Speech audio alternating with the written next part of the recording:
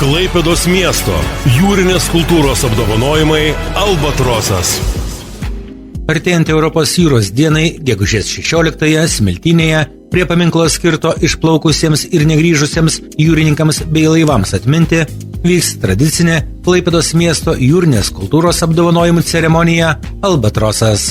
Jos metu už reikšmingiausius praėjusių metų darbus jūrinės kultūros srityje apdovanojimai bus įteikti labiausiai to nusipelniusiems žmonėms bei organizacijoms. Į vieną iš Albatroso skulptūrėlės apdovanojimų už ilgametį darbą puoselėjant jūrinę kultūrą pretenduoja Jūros veteranų asociacijos narys Kazimieras Povilaitis. Jis buvo iniciatyvinės kapitono Liudvikos Tulpino įamžinimo grupės pirmininkas. Jūrai atidaviau 30 metų. Pradėjau nuo laivų elektrikas. Paskui teko ir motoristų išmokau, ir jūrėjų buvau, elektromechanikų buvau, taip ir praėjau tie 30 metų.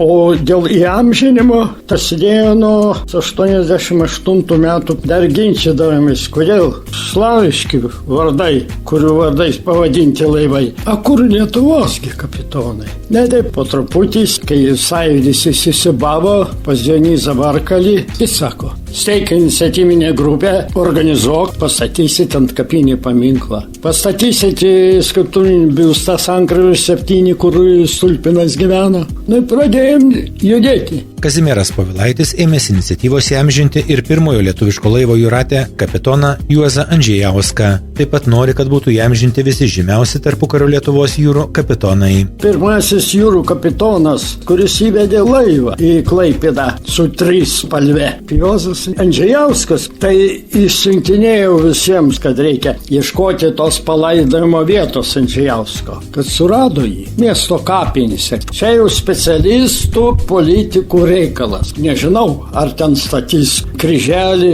ar paminkliuką. Mano reikalas buvo tik tai čiut pajudinti, kaip tą Stulpiną. Kad įamžinti tuos jūrininkus senus, visiems parodyti, kad Lietuva tikrai buvo jūrinė valstybė. O kas ją kūrė? A kodėl jų neįamžinus? Dabar Stulpiną gerai, jau gerbiam, jau šaunuolį. Andžejausko pakol kas ne. Tai mano tikslas – įamžinti Andžejausko atminimą, o dabar vienas jūrų kapitonas sako, tai pastatykim paminklą visiems tiem pirmiesiems jūrų kapitonams. Kad mūsų jaunimas ir turistai, kai jie galėtų pažiūrėti, iš tikrųjų Lietuva turėjo tokius žymius kapitonus. Paminklas Klaipėdai kaip uostamiesčiui, nusipelnusiems jūrininkams turi būti pastatytas. Taigi Klaipėdos miesto jūrinės kultūros apdovanojimo Albatrosas už ilgametį darbą puoselėjant jūrinę kultūrą, pretenduojantis Jūros veteranų asociacijos atstovas Kazimieras Povilaitis. Apdovanojimo steigėjas Klaipėdos miesto savivaldybė. Apdovanojimus teikia Klaipėdos miesto savivaldybės meras įvertinęs jūrinių reikalų darbo grupės rekomendacijas. Laidas inicijuoja Kultūros uostas Klaipėda.